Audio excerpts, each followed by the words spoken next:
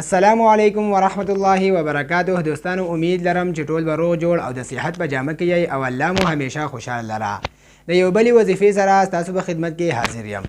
د مارونو خویندو نن زه تاسو ته یوه داسې طاقتوره او داسې اوچته وظیفه ښیمه د هر قسمه تکلیف او مصیبت د لرې کولو دپاره. الله مګه که تاسو به داسې تکلیف او مصیبت کې اخته یا تاسو باندې داسې یو تکلیف مصیبت راغلی وي چې د هغې نه نجات غواړئ، دغه تکلیف مصیبت ختمول غواړئ، نو دا وظیفه وکړئ. انشاءالله الله پاک به مو تکلیف او مصیبت ختم کړي.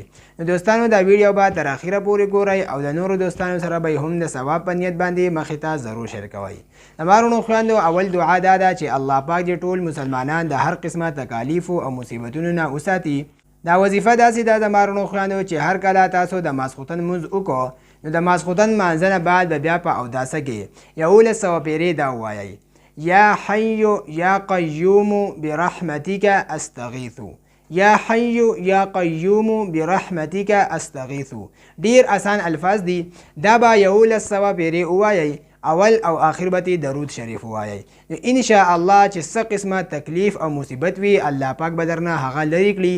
یو ډیره طاقتوره یو پاورفل وظیفه وه چې د تاسو سره مې شریکه کړه او د داسې وظایفو لپاره زموږ دا چینل ضرور سبسکرایب کړئ او موږ په خپل دعاګانو کې ضرور یاد ساتئ. تر د بلې ویډیو پورې راته راکړئ اجازت. جزاک الله.